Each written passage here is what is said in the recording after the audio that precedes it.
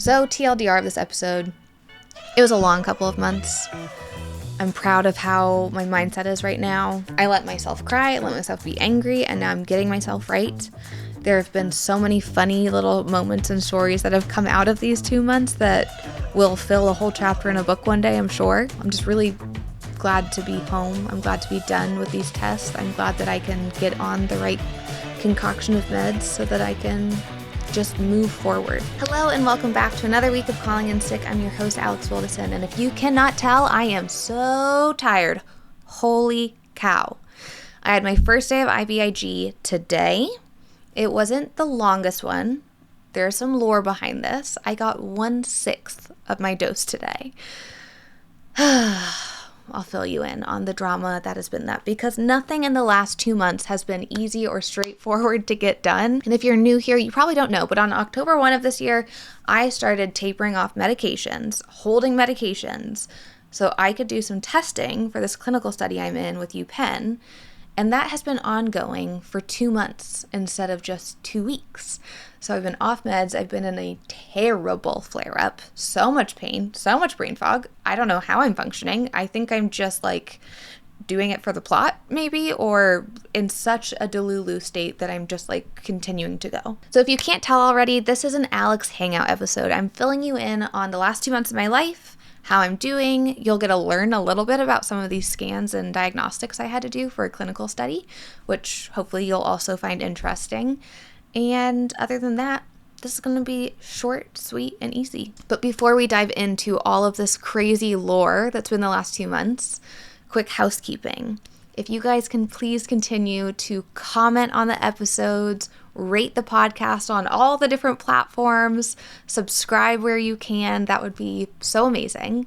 Every single time you guys do that, it actually pushes out the podcast even more. And my goal is to get to 10,000 followers on YouTube by the end of this year, and I'm 1,000 followers away from it. So send it to your mom and tell her to send it to her friends. The other housekeeping thing is that our merch is still live. We are starting to sell out on a couple items. So if you have not gotten something yet, now is definitely the time to do it. We'll be having other exclusive drops later in 2026, but this will be probably the one and only of this exact set that's out right now. I wore it to IVIG today, and it's that I don't know how to describe it better than the rag and bone denim sweatpants. It is the exact same as that. It is so comfortable. I wore it to IVIG today. I did not sweat the entire time, which is crazy. Usually I get a hot flash halfway through and then I have an allergic reaction. Didn't have either of those. Also was wearing my Lolo blanket, so you'd think I would have gotten to be a sweaty Betty, especially because I had some medications at my IVIG today that would make someone a sweaty Betty. So these sweats are great for my girlies that run a little warm. You can layer if you run a little cold. They're cute as heck. And I've been putting patches on my stuff and Cooper's stuff, and I'm just starting to hand package the patches that y'all ordered to mail out to you guys this week. So stay tuned. Keep your eyes on the mailbox. Other housekeeping is that Cooper and I are hosting a virtual date night where we're inviting y'all to come be our third wheel or to double date with us. We're going to be doing a cooking night, and obviously, Cooper will be cooking. I will be just curating vibes and hanging out with you guys, talking, yapping like I do. But Cooper will be making his world-famous chicken noodle soup. This stuff heals your soul in a way I cannot describe. Any of my friends that have been in the hospital, had just had a baby, a surgery, we bring it to them, and they say that that was a turning point for them. So you're going to want to join this date night live. It's going to be a live on YouTube. You do need to subscribe to our YouTube channel to join it, but you don't need to have a YouTube paid account, I don't think, unless you want to send us kudos during the live video. And I think you might have to have that then. We'll be doing giveaways during the date night, and I'm not going to announce them, but the price point of them is pretty good. So this is like a Christmas present, not a stocking stuffer kind of giveaway. I have an Amazon storefront page right now for all of the ingredients or cooking ware that you might want or need to make this world famous chicken noodle soup. And the team has been putting together an instructions and shopping list for you guys. So stay tuned on socials, Substack, all the things. For our Substack, speaking of, if you are a paid subscriber, it costs $35 a year to subscribe for a whole year, you will be getting downloadable guides multiple times throughout the month that range from cooking recipes to diary entries, love letters from me to you, behind the scene pictures and videos that no one else can see. And that is where we are going to be asking for Ask Me Anything for the podcast. And it's going to be to that pool of people on Substack that we'll be starting to work with. We're going to be launching at the end of this year, Ask Alex, and sometimes Ask Cooper. Anywho, if you subscribe, you can submit those questions. We give you a shout out on the podcast and then try to answer it as best as we can. For the new year, we are going to have a patch design-a-thon where people in our community can submit patch ideas and drawings, and we will be hand selecting a couple that we just fall in love with and launching those during a special month in 2026 that has to do with chronic illness. So I guess the TLDR is we have lots of community events, participation things coming up, and I'm so excited to just roll into that more and more and more. Our team loves doing it. I hope you guys love it as much as we do. That first virtual vision board night went so well that it sparked something in us, and we're just really excited to replicate it. So stay tuned. My Alex's picks for you guys this week. I have 2, and I'm wearing them right now. I have fallen in love with Gap Body. They have the softest pajamas I have ever worn in my entire life. I'm wearing them right now. These are their leopard print ones. I love that it's a button down. Somebody asked me the other week, do you actually sleep in these button down sleeping shirts? Yes, you do not notice them. I also love this because I can thread my port when I'm accessed through my shirt and into the frocket, and then it doesn't bother me as much when I'm, doing things around the house or trying to sleep or anything like that. I only bought 1 set, and I will be buying a second set. They are that comfortable. They're also incredibly discounted and on sale. I think the whole set is like $30. I'm wearing a small on the top and an extra small on the bottoms. My second pick are my very cute AF Gap Little Bear slippers. These things have just made my day every single time I wear them, which has been every day since they've arrived. The tails that are on the butt have already fallen off. Thank you, Teddy. But honestly, I can't get mad at him because he had dental surgery today, and now he can't even play with any toys for 2 weeks, and it makes me so sad.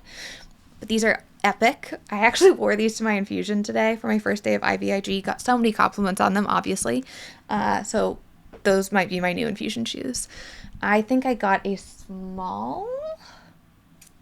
I have no idea what size I got. I'll look it up and put it in the comments. If I'm not mistaken, I'm pretty sure I bought them from the kids section in Gap. I have baby size feet. I wear a size 6 shoe, which is a boy's size 5, if anyone's curious. That is the best hack for buying shoes. If you're a woman with small feet, just buy the kids' version of the shoe that you like or want in your size. So much cheaper. Just as cute. Honestly, sometimes cuter. I do not have a discount code for Gap, but I will send them an email and ask. Maybe that will kick off a whole new, brand new world with them, which would be really fun. I've been a Gap stan since I was a little kid. Was my favorite store we'd go shopping to, and whenever I had really saved up a lot of babysitting money, that's where I would go. And it was lots of fond memories going to Gap with my mom, and usually buying pajamas, actually. Nothing has changed at all. We'll get into some funny stories I learned about this Thanksgiving when I was going through my kid memory boxes that my parents have very kindly been storing for me. You can tell I was sick. There were signs. There were very obvious signs. And I'm excited to share them with you because I think they're kind of cute and endearing and funny. And on that note, let's jump into the chaotic lore that was the last 2 months. So, setting the stage here, why did I even do these last 2 months of testing? I have diagnoses under my belt. Some could say it seemed unnecessary. And at certain times, I too felt like it was unnecessary. But I got through it, and I'm really happy that I did because of what we've determined from it. So, a clinical study. What is it? For my audience that has no idea. I didn't know what it was either when I first learned about it. I thought there were only clinical trials, which is when you get medications for participating in the trial. I do not get that. There is no reciprocity in this relationship I have with UPenn. I just give them samples of my blood, my skin, scans, everything like that, and I get nothing in return besides thank you. But honestly, I'm really happy I'm participating in a clinical trial. Being sick for 25 plus years, I have seen leaps and bounds of evolution in the medical field, and it comes from clinical studies. So being able to participate in one for the type of vasculitis I have specifically, which is hands down my most debilitating chronic illness compared to mixed connective tissue disease and lupus, endometriosis, small fiber neuropathy, CRPS, the PAN is bad. That is my least favorite one, personally. Anywho, I'm really glad that I'm getting to help and be a part of moving medicine forward. That makes me feel good on the inside and also makes the suffering that has been these last 2 years feel purposeful. Not that everything needs to be wrapped up with a ribbon and feel purposeful. You can, have a botched spinal surgery and get paralyzed and have all of your autoimmune diseases and chronic illnesses rev right back up and enter a 2-year flare-up and be pissed about it. I don't know anybody who's gone through that and is pissed about it. It's me, in case you're wondering. But you can also find ways to not hold that anger and let that anger fuel inflammation in your body. I truly, hands down, believe that those two things interplay. So I don't try to hold on to anger all that much. I try to just, wow, that's really annoying. Or, wow, that is fucking mean. And I will shit talk, I will be frustrated, and then I will release that into the ether and find my inner peace again, because it's just not worth holding on to hatred. It's a heavy and expensive emotion. But the other reason I did this clinical study is because I have one diagnosis, and it's the diagnosis from when I was 6 years old, that still has a question mark next to it. We don't know if it's the right diagnosis or if we're missing a different diagnosis that's a comorbidity of it or something. But all of my doctors are having different opinions about what this disease is. I've heard ankylosing spondylitis. That was a long time when I was in high school. I've heard lupus, mixed connective tissue disease, EDS. So many options that this could be. And most recently from UPenn, they thought I had some form of IBD that was just really hard to pick up. We'll get into if we found the IBD and if I have a new diagnosis in this episode. Now let's talk about the testing that they had me do. There were 5 different workflows, if you will, to try to see where inflammation had settled from different angles, to see if that would make a full puzzle instead of just individual puzzle pieces. In order to kick off those 5 tests, I had to get off of prednisone, which I'd been on for 1.5 years, and I had to hold and push out my Rituxan and IVIG. I was not a happy flower at all. I was cranky, I was in pain, I was sleep deprived, I was not happy. Today, I'm happier, but I'm still a little bit unhappy because I still don't feel super good because nothing's changed quite yet. But I will say, I was able to do all of those things safely, and that is a huge blessing. There were a lot of hiccups trying to get them scheduled, actually doing them, but there were no hiccups on repercussions from doing them. And actually not terrible repercussions from coming off and holding medications. That blew my mind. I was expecting the absolute worst, and I got medium. So we love medium. Happy middle. We'll take it. Now, all the testing that I did, I will say, is pretty common. I'm sure most of you have had at least one, if not multiple of these different diagnostics. But there was one that I had never done before, and it was a PET scan. To me, PET scans were exclusively used for cancer patients. I had no idea that PET scans were often used to diagnose or check the disease progression of some forms of vasculitis. So baby girl had her first PET scan, and I will tell you all about that in the largest aha realization moment I've had about one of the lifestyle habits that I picked up this year that is definitely not helping me feel better and probably is making me feel a whole hell of a lot worse. So stay tuned for that one. So the first test that I did for this whole shindig was coming off prednisone. I know that's not necessarily a test, but it is a test in some way to see if you flare up, and if you do flare up, how hard when you come off of prednisone. To nobody's surprise, I have been flaring so hard after coming off of prednisone. However, not as bad as I would have thought. And that's because I tapered it at a dangerously throttle speed to get off of the prednisone. On October 1, which is Cooper's 30th birthday this year, that's when I was supposed to start the prednisone taper. And then I was going to have 8 days to get off the medication and have my second test, colonoscopy and endoscopy. Unfortunately for myself, I thought, you know what? I don't want to start a prednisone taper on my sweet husband's 30th birthday and ruin the day, potentially, probably, because I become a raging bitch sometimes when I'm on prednisone. So I decided I would wait and do it on October 2nd. Well, October 2nd came and I had massively overdone it on Cooper's birthday, shocking to no one again. And I forgot. I just popped the 30 milligrams of prednisone that I'd been on for over a year and went on my merry way. And it wasn't until that night where I was like, shit, now I have to taper off 30 milligrams in 5 days. So I went down by 10 milligrams every single day, took deep breaths, prayed a lot, did a lot of breath work, and we got through it. Physically, terrible.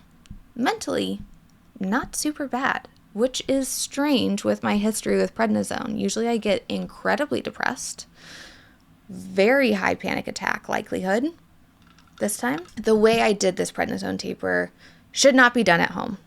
100%. Like, that is a dangerous breakneck speed to taper prednisone. For those of you that are new to prednisone, the rule of thumb for coming off that medication, if you've been on it for over 2 weeks, that's an extended period, medically speaking, the duration it takes to taper should be equivalent to half the time that you were on the medication.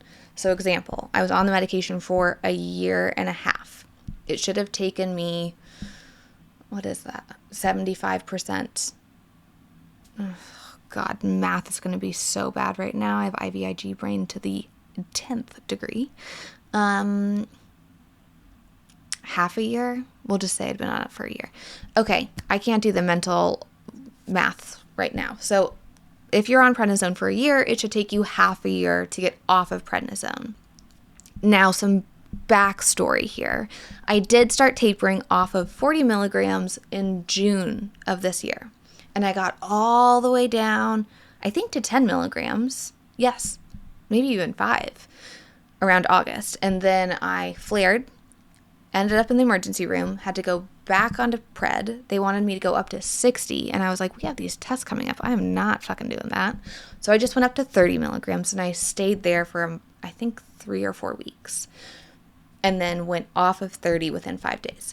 It was still, even with that backstory, that's way too fast. And I could have really, really hurt myself. Not just physical pain or emotional distress, but you can have crisis level adrenal failure if you taper prednisone too fast. Because your kidneys won't start kicking on the production of cortisol on their own. When you're on prednisone over 5 milligrams, your kidneys can stop producing cortisol.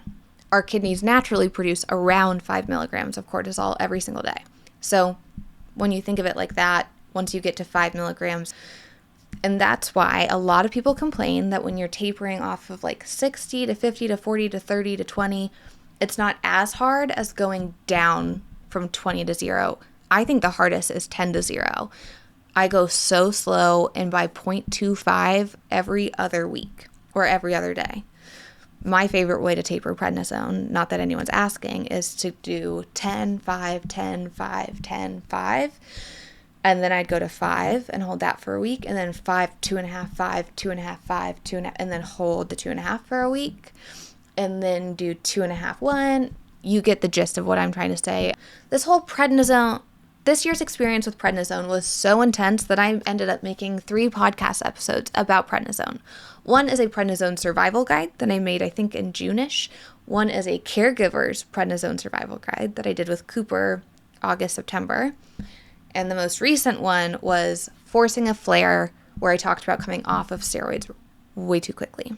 So if this part of the conversation is the most interesting to you, don't worry, there's more content for you to go listen to, unless you are a Stan fan and listen every week, in which case you already knew that. Once I got off the prednisone, I had the colonoscopy and endoscopy, and that also had the scheduling lore of hell. I think it took 7 calls to get it approved by insurance, on the books, moved up in the books. They were going to try to make me do it in February. And I was like, there's no way in hell I can wait until February off prednisone. Somehow, prayers, magic pixie dust, a couple calls from my providers in clinical study, and lots of annoying calls from yours truly. We got the colonoscopy and endoscopy scheduled. The day of said endoscopy, the night before, miserable. I had remembered, I think these procedures are kind of like having a baby. Like you black out the terribleness of the prep the night before and you just remember the day of the after feeling where you're like, wow, I feel so light and cleansed and clean on the inside. The night before is terrible. That liquid, disgusting stuff you have to drink always has a delayed reaction for me where I'm like, something's supposed to be happening, nothing happens. And then it is death to my intestines. That happened again this time. It was lovely, lovely, lovely. Well, woke up the day of my colonoscopy. I was so tired. I was having diarrhea every 30 minutes the entire night. It was miserable. So I wasn't paying attention when Cooper and I left for the endoscopy and colonoscopy. And when I put in the address, I put it into Apple Maps, and that took us into the middle of fucking nowhere. In fact, it took us to a dam on Lake Austin. And I can tell you something. I yelled, "Damn," because a dam is not where you get a colonoscopy or endoscopy. The place we were supposed to go was 40 minutes in the other direction, so much closer to our house. Which is why I have officially committed to only using Google Maps. I am no longer an Apple Maps girl. It has wronged me one too many times. I've been thinking about this for a long time. I think Google Maps is more reliable. I think it shows us the traffic flows a lot better. I like that it's integrated really nicely. And I'm sure there's other things that I like about it, but that's all I can think of at this exact moment. So I am a Google Maps girly, not Apple Maps. If you agree, let me know. And if you disagree, also let me know so I can convince you otherwise, because I love a good convincing debate. But anywho, despite the map fiasco, we did get to the colonoscopy and endoscopy center in enough time that they still were able to see me that day. Had it. It was easy peasy. Woke up from anesthesia, easy peasy. I told Cooper that was the first time I've ever woken up from anesthesia not in crippling pain. Usually post-surgery, crippling pain. A little scope procedure. That's not going to hurt you. And it was a very nice feeling to not come back to reality, sobbing my face off in a lot of pain. I wish all of them could be like that. A week or so after the whole colonoscopy, endoscopy lore, I saw my rheumatologist and we did a shit ton of lab work. I really wanted to see how my labs looked without the masking of prednisone, IVIG, Rituxan. And I'm really glad that we did that because I think it's important to see how your labs look during a flare on meds, during a flare off meds, normal, no flare up. Maybe that's not everybody's normal. I feel like my normal this year has been in a flare up. So we'll say not in a flare up, on meds, off meds. It's just good to see like how your body is doing at these different points. And I hadn't had the opportunity to be in a pretty bad flare-up and off some medications for a very long time, like since 2019 maybe even. So this was great timing. Very happy that we did that test and procedure. So out of those first 3 exams, the prednisone showed us that I was sick as fuck and flaring. The blood work told us nothing. Literally nothing at all. Zero helpfulness. It was so frustrating. The third, the colonoscopy, endoscopy, they found gastritis. Obviously. My stomach hurts all the fucking time. I am 0% surprised. They started me on omeprazole, which is my least favorite medication because it makes you not able to absorb certain nutrients and minerals and vitamins and parts of your medicine too, so you have to be careful around timing things.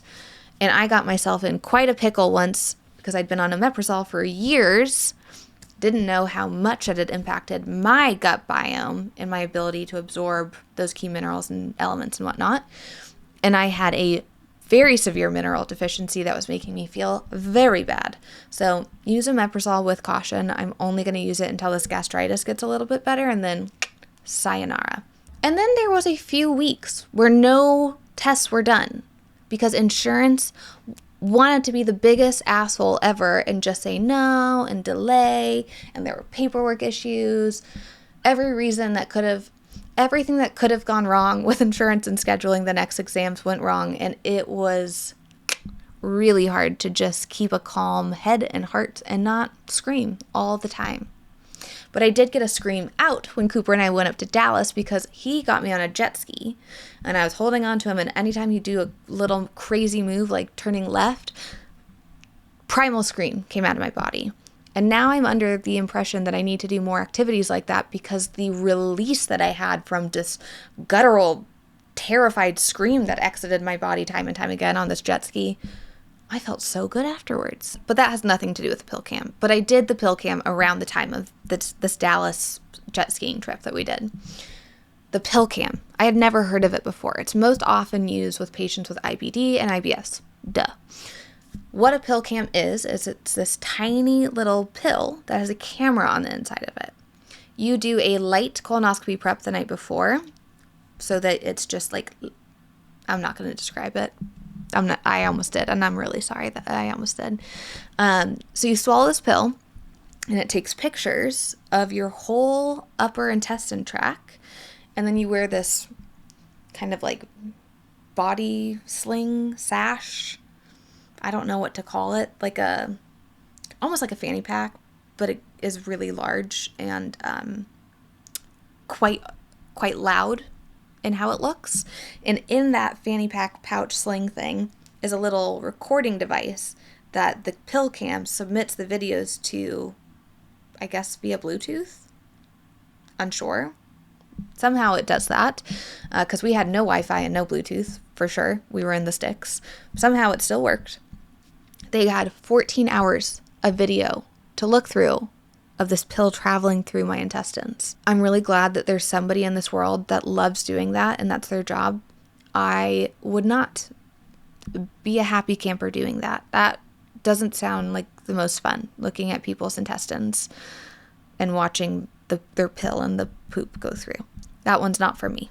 But I did ask, and they use AI to try to identify places that might need a second or deeper look. And I found that to be very interesting and also concerning. What if it missed something? But also I feel like probably didn't, so probably okay. As you can tell, 0 results from the pill cam study. Not helpful at all. And that one was the biggest pain in the ass to schedule. Of course, because we're chronic illness people and this just happens, but the pill cam, I did not see it exit the building, if you know what I mean. So 3 days after the pill was supposed to have exited, I start getting terrible abdominal cramps, sweating, nausea, and it's getting worse as the day's going on. Little did I know, my period was about to start. And those were all period coming, and those were all, hey, your period is coming symptoms. But I didn't clock it because I didn't look at my flow tracker for some reason. And so I was terrified that there was a blockage of this pill in my intestines. And that's dangerous in and of itself. Even more dangerous if you have vasculitis, because my veins are weak and they can rupture rather easily. So the first thing I did was I called my gastro center, the place where I did the study, not my doctor's office. Spent 40 minutes on the phone talking to this front desk woman who still makes my blood boil. She told me that I had the wrong number several times. I said, I'm looking at the piece of paper you guys gave me when I left, and this is the number that they said to call if there are any issues. Then she said, okay, well, what study did you have done? And I told her I had the pill cam done.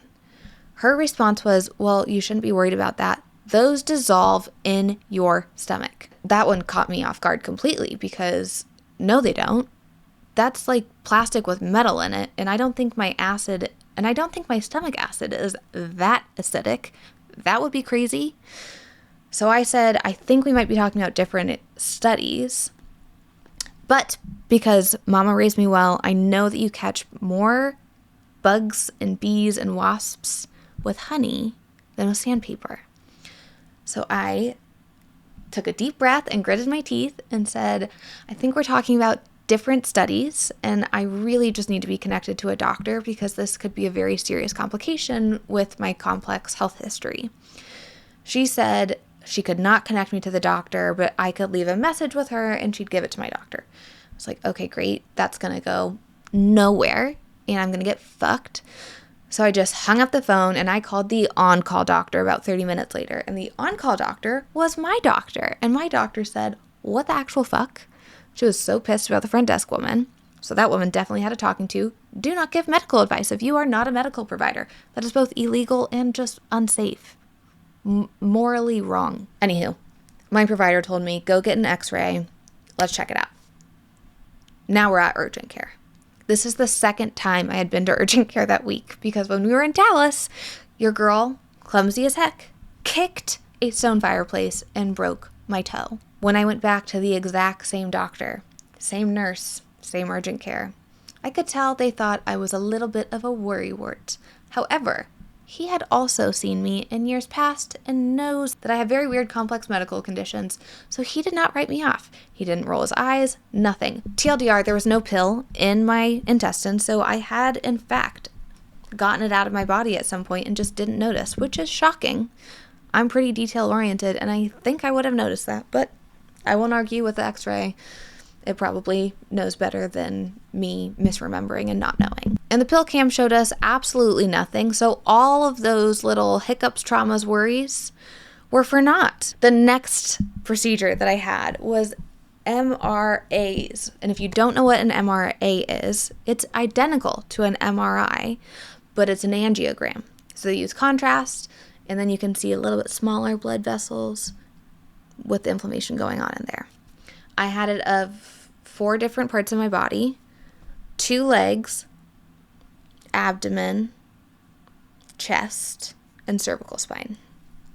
I also had an ultrasound on my entire right arm.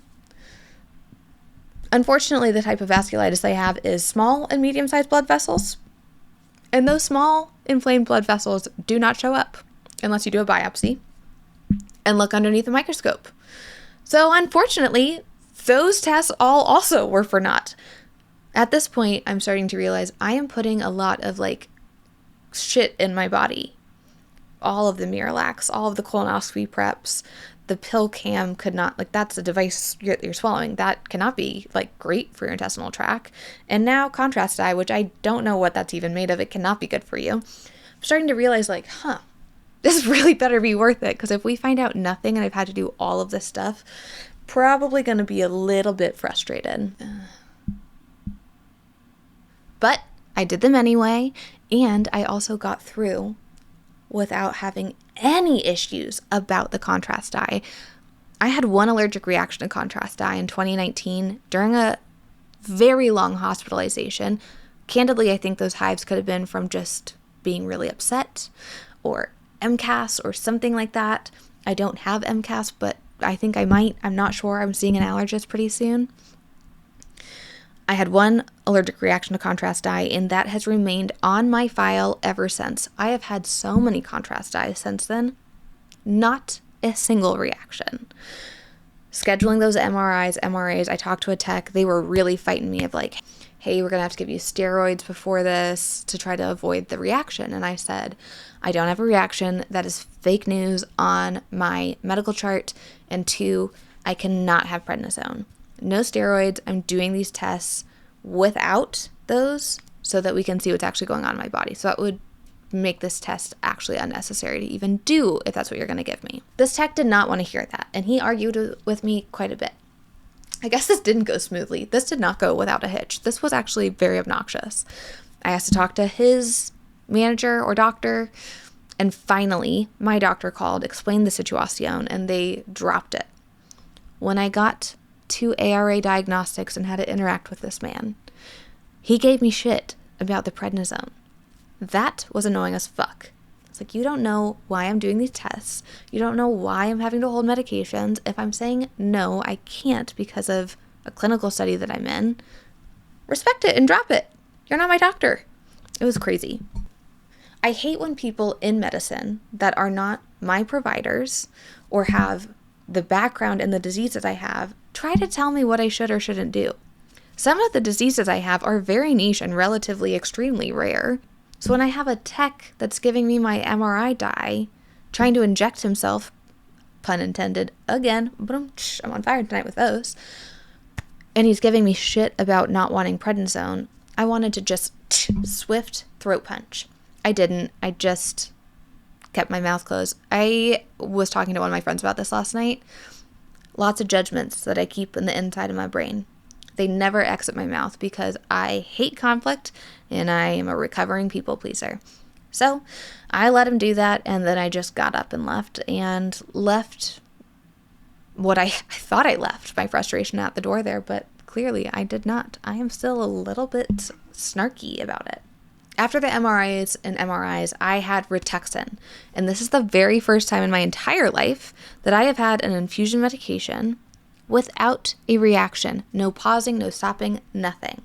The trick that we came up with, because I have this one genetic mutation, I metabolize certain medications extraordinarily fast.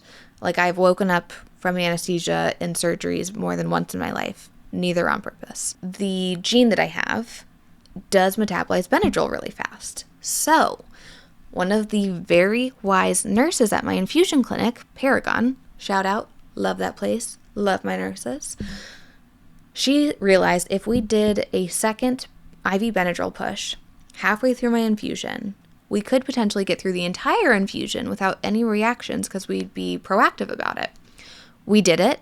It worked. It was amazing. I felt like I was on cloud 9, and I was not grumpy afterwards, which was phenomenal because it was an 8-hour infusion instead of 12. We're doing that again with IVIG, but not today's dose.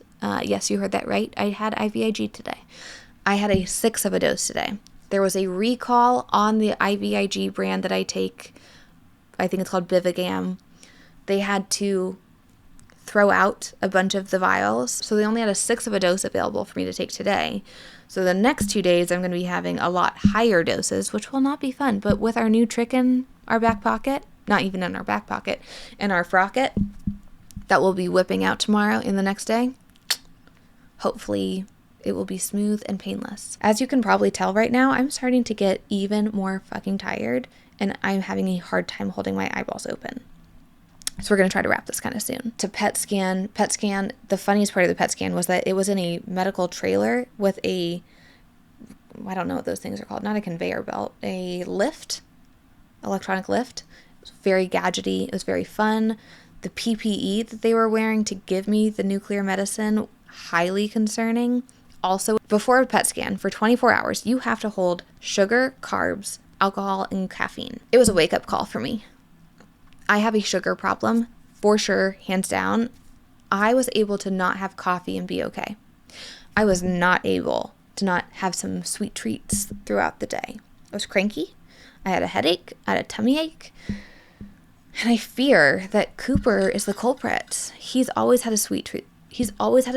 I have never had a sweet tooth. I have always been a salty girl. I'm still a salty girl. But this year I found some desserts that I really like. And I have had an obsession with them to the point where I have to have them every single day. I rotate though. Sweet Lawrence, 1. Like, free of every single allergen in the entire world and tastes somehow amazing. 2nd, Chuckar chocolate covered cherries. They're from Washington State and they are phenomenal. 3rd, cheesecake and key lime pie. Oh my God. Both are terrible for my diet of low to no gluten and dairy. That's literally all they're made of, and sugar. I found a food truck in Austin by this Airbnb that makes mini cheesecakes, and they're so fucking good. I just placed a custom order to pick up a dozen mini cheesecakes. I'm going to pretend like it's for my friends that are visiting, but honestly, it's not. It's for me, and I'm going to hide some so that I can have my little stash and eat them in quiet peace by myself and in my own privacy, because no one needs to see me take down 6 cheesecakes solo. I would say that the 24 hours leading up to the PET scan were far worse than the PET scan itself, but I was freaked out by the nuclear PPE and being injected by radioactive particles, and the warning that they said don't hang out with pregnant women or breastfeeding women for the next 6 hours. Like, okay, how? Like, what did you just do to my body? I'm now concerned. But not concerned enough to look it up, because I know then I'll be more concerned. So no looking things up, just letting myself know I felt that gut. Thank you for the little flag you put into my brain, but we're not going to investigate that one. My biggest takeaway out of all of this testing that I've done in the last 2 months. 1, the prep for the testing, far worse than the actual tests. Most of the tests are calm, easy, in and out. Some of them you get that nice little anesthesia nap with, which is every chronic illness person's favorite medical thing that we have to do. If you're gonna have to do a lot of medical things, at least have something that you look forward to. And I like a good nap that lets me rest. Second thing, I realized that the results didn't show us a lot. And although that was really frustrating, I'm trying to remind myself that the things that the tests have showed so far just confirm what we already know. And maybe right now is not the right time to figure out what this childhood autoimmune disease is. And maybe it is one of those things I mentioned earlier of mixed connective tissue disease or lupus or ankylosing spondylitis or a combination of all three. Who the hell knows? But for some reason right now, I'm not supposed to know the answer to that. And being sick for 25 years, having that catchphrase in my brain lets me walk away from becoming obsessed with something and letting that take over my life and my mental health. So for this moment right now at 7:30 on Tuesday, I'm not borrowing trouble. I'm just going to be at peace, and I'm going to kind of let the universe show me what this disease is whenever it's supposed to. The next thing that I learned was that my current treatment protocol deemed a failure, not working, which was heartbreaking and incredibly devastating when I first found that out. Not because my disease is active and we can't get it under control, and that's scary. I mean, I am worried about that, and that is scary, truly. But because of the implications it has. It is now, again, delaying and pushing out my timeline of becoming a mother. And if you have been a longtime follower, you know that that is my North Star. That is my inspiration of hope, that I can dig deep to taper off of medications quickly, to go through testing, to get the answers, to be on the right medication so I can meet my little embryo IVF babies or baby or adoption baby. Whatever the Lord has in store for Cooper and I, I'm just excited for becoming a mom. So initially, very sad about this push out again.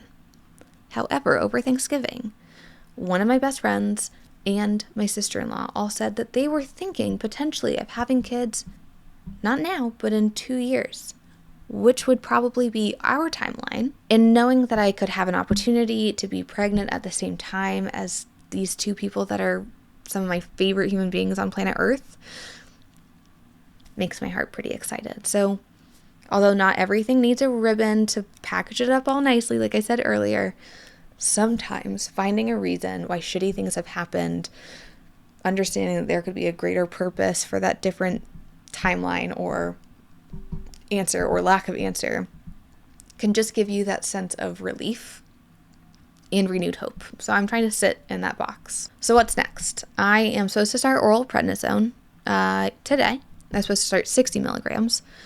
But I just had this weird little heart tug over the weekend, and I thought, what if I didn't go back on oral prednisone? What if I do really high dose IV solumedrol while I'm doing IVIG? What a magical little timing that could be. And then I wouldn't have to go back on oral steroids and have to go through the withdrawal of coming off of oral steroids again in 2026. I'm also starting to get some concerning pain in my hips.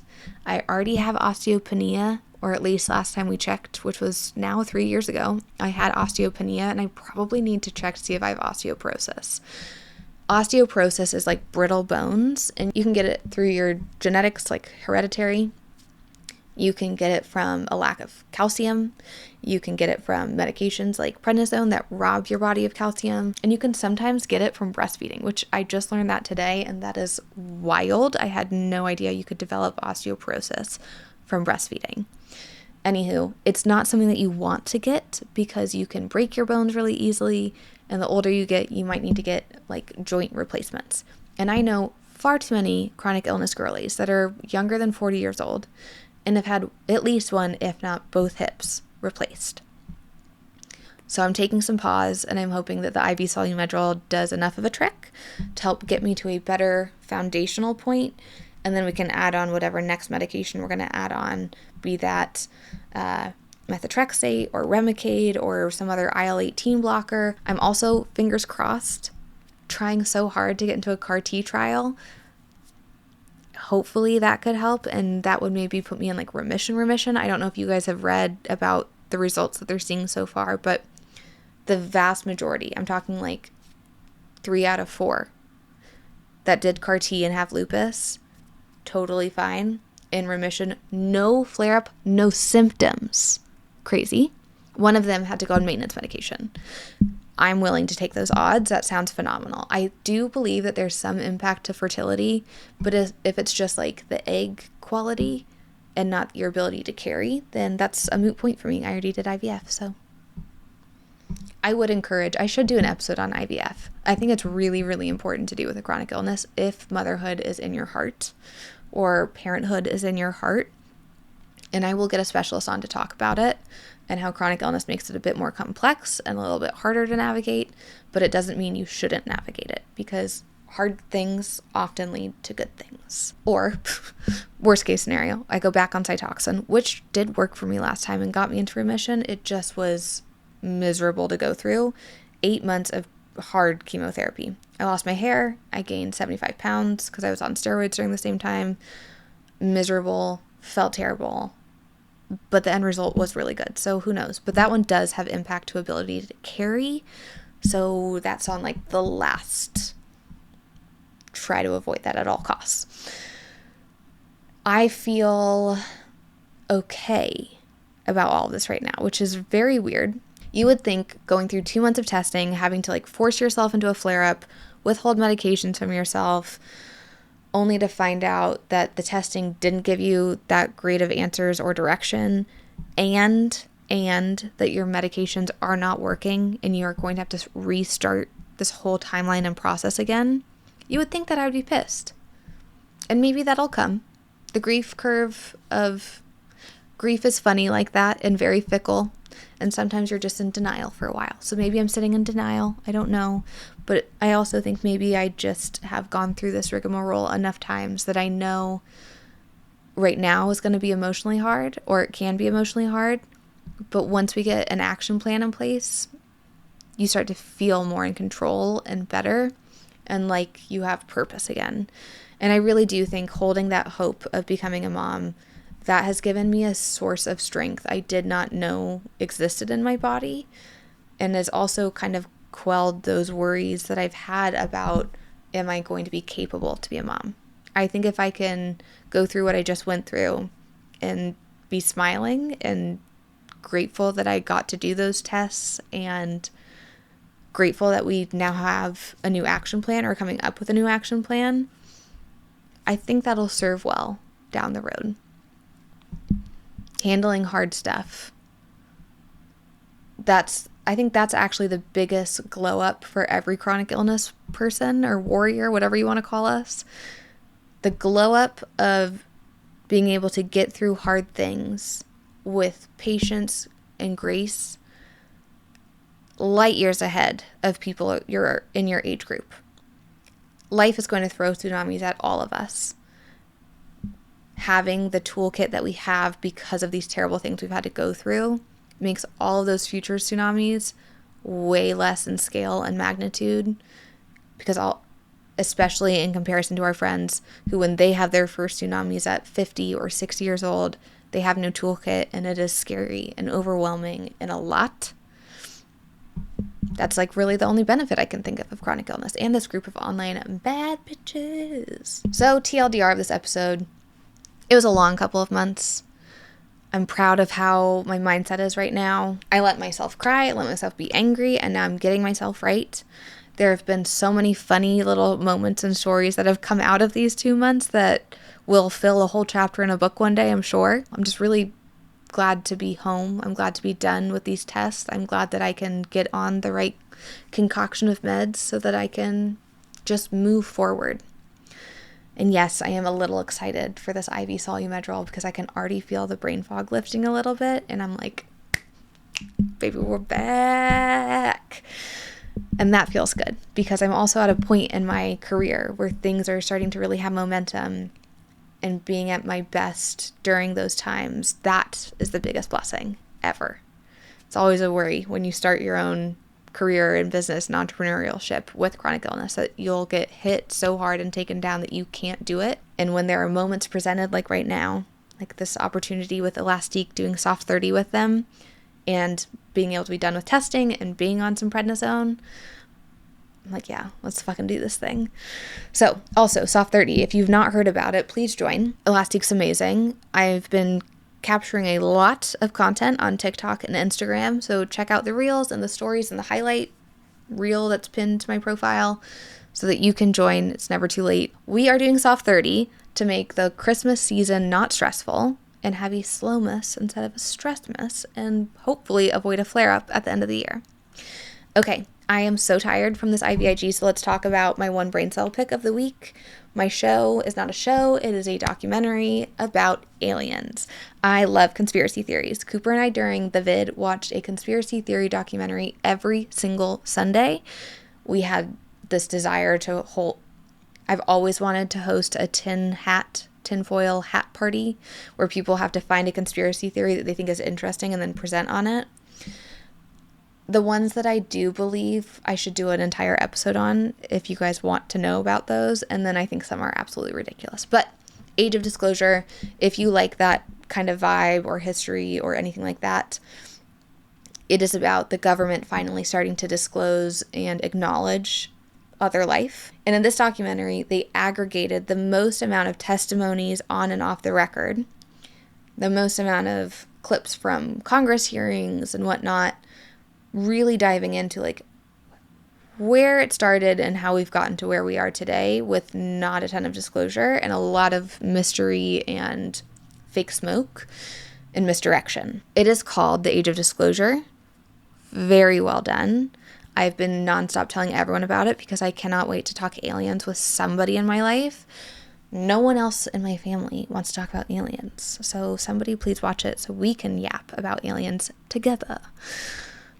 And if you can't tell, I totally think aliens are real. And I think they've been here for a really long time. And we just have technology now, so we can capture more showings of them. And the last reason why I really like this documentary is because the guy that is kind of leading the charge of the Age of Disclosure in real life with the US government, he gets knocked down so many times. And his ability to just take it and then get back up, find the gratitude, and see, okay, well, we still took a step forward, and that's better than where we were last time.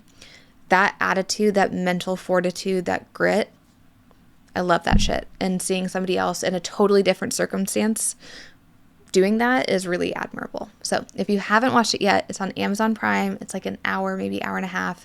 So good. Watch it with your friends, watch it with your partners. Cooper and I have not been able to stop talking about it. So come yap with us after you watch it. Now on that note, I love you guys. Thanks for hanging out with me. Thank you for all of your support this whole year. Can't believe we're almost at the end of 2025 and we're still podcasting and hanging out.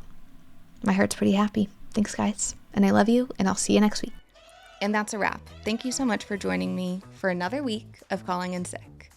As a reminder, I would love for y'all to like, follow, subscribe, save, share with a friend, do all of the things. It truly helps grow this community, and it helps these episodes reach the people that need them the most, whether that's for an educational piece, to have a little laugh, or to not feel so alone. As a reminder, Calling in Sick sits on YouTube, Apple, and Spotify, and anywhere else where you can find your listens. From the bottom of my heart, I absolutely love you guys. Thank you so much for calling in sick with me every Monday.